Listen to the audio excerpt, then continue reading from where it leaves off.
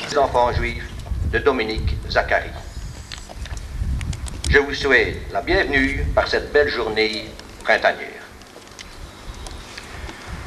La ville de Chigny, en vous recevant ici et en me confiant le soin d'être son porte-parole, marque sa volonté de s'associer avec émotion à cette manifestation de souvenirs et de la fraternité et vous répète ses sentiments de profonde gratitude et d'admiration pour tous ceux qui participèrent à sauver 83 enfants juifs dans ce château. Toutes et tous, vous avez puisé dans les mêmes ressources, de courage et d'espérance, persuadés que le bien triompherait du mal, que les valeurs humaines triompheraient de la monstruosité du racisme, du totalitarisme et de l'intolérance sous toutes ses formes. Vous aviez raison, vous avez gagné. Aujourd'hui, mesdames, messieurs, c'est à nous tous de faire en sorte que ces acquis ne soient pas galvaudés. Enfin, je remercie tous ceux qui collaborent à la réussite de cette journée.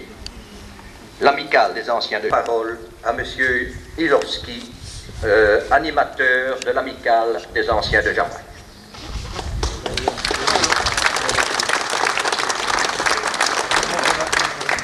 Monsieur le gouverneur de la province du Nord, chez nous, on parle d'épuration ethnique. L'exemple des sauveurs qui ont, comme à Jamoin, sauvé des enfants juifs, alors que la démocratie et les droits de l'homme étaient bafoués, prouve en suffisance que l'on peut résister et que l'on ne doit pas obéir aux lois inhumaines et injustes. Ces sauveurs, dans l'accomplissement de leur acte héroïque, n'ont pas pensé qu'ils agissaient en héros. Ils ont seulement laissé parler leur cœur et leur raison, réagissant avec humanité et générosité alors que l'on abaissait l'homme au rang d'animal sauvage.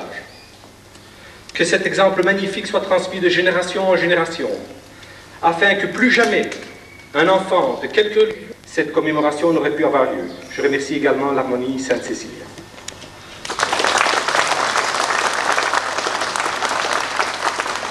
Je cède la parole à Jean-Marie Fox.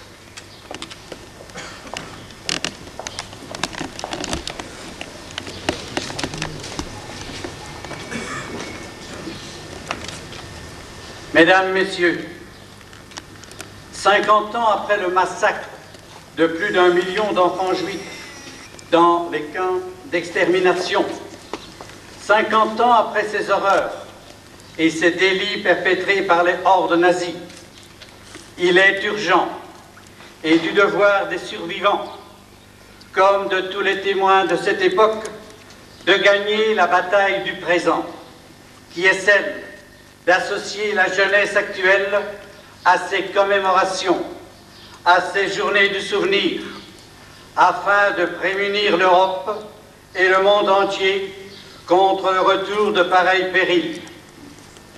D'où cette présence réconfortante et hautement significative des étudiants de l'Institut de la communauté française d'Iselle qui, après s'être rendus sur place, là-bas, dans la Pologne profonde, dans les sinistres lieux de Birkenau et d'Auschwitz, après leur présence tant appréciée au Mémorial juif de Bruxelles il y a quelques mois, viennent, dis-je, témoigner au nom des étudiants et de la jeunesse luxembourgeoise de leurs préoccupations et de leur souci d'ouvrir un monde meilleur, conscient des atrocités commises en plein milieu d'un XXe siècle qui s'achève, hélas, sur de nouvelles atrocités ethniques.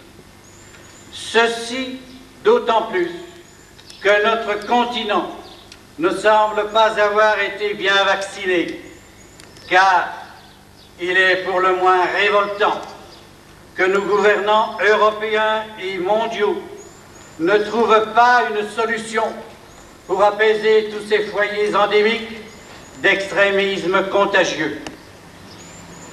Le Home Reine Elisabeth de Jamoigne et la patrouille des enfants juifs, Jamoigne 1943-1945, si bien raconté par Dominique Zacharie, sont exemples, parmi des centaines d'autres, à travers la Belgique, d'une relation transcommunautaire et idéologique entre juifs et non-juifs, car lorsque s'écrivent les plus sombres et douloureuses pages de l'histoire de l'humanité, il s'établit toujours en contrepartie une connivence subtile et sans faille qui n'appartient qu'aux démocrates et à tous ceux pour qui le mot solidarité passe avant tout.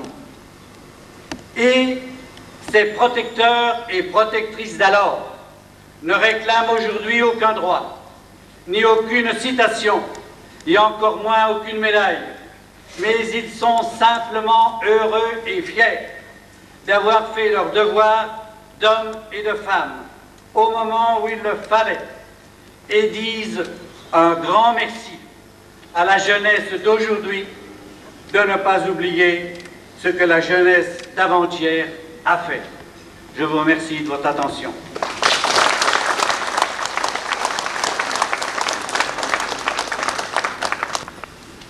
« 21 000 juifs de Belgique, parmi lesquels un grand nombre de parents et de proches des enfants qui arrivaient ici. En 1943, en toile de fond de l'occupation allemande au quotidien, l'horrible camp de Brenndank, ouvert en 1941, continuait de broyer ses victimes. Les réfractaires au travail obligatoire plongeaient dans la clandestinité. Les prisons étaient pleines, d'où les Allemands sortaient les otages pour les fusiller en représailles d'actes de résistance. Et aussi, les formations belges de la collaboration continuaient de parader dans nos villes. Cette longue occupation du pays, pesante, cruelle, n'avait pas assoupi la conscience du peuple belge. Il affirmait sa force de résistance. Il gardait en lui, dans l'épreuve, d'incroyables ressources de s'émouvoir pour d'autres, pour des frères. Aujourd'hui, de retrouver, de recevoir. Monsieur Dominique Zacharie a écrit l'histoire de Jamoigne, l'histoire vraie du château, de 1943 à 1945. Histoire reconstituée pour la première fois.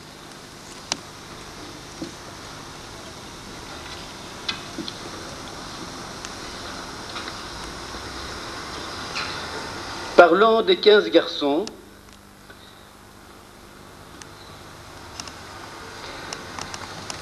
qui étaient restés sur les marches du château après la libération, il écrit « Personne n'était venu les chercher. Ils étaient là, un peu comme ces valises abandonnées en consigne de gare, prenant la poussière à force d'attendre leur hypothétique propriétaire. » Véritable travail d'investigation, l'ouvrage de M. Zacharie nous apprend que dans le pays de Gaume, relayant les actions du CDJ, la résistance locale a enclavé au maximum le château du Fin, évitant toute action qui aurait pu attirer l'attention de l'occupant sur le château, ses enfants et sur les réfractaires qui l'abritaient.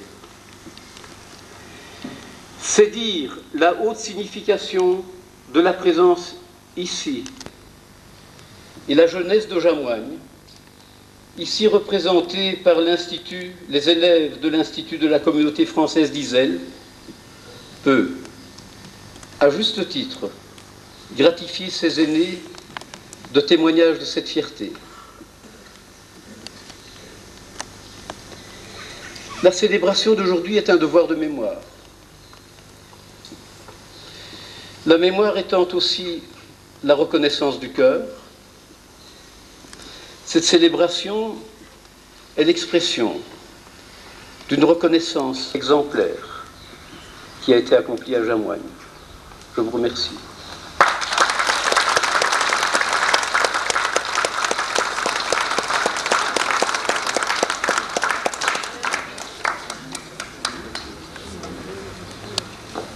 Nous passons la parole à l'éditeur, M. Emmanuel Brutschart.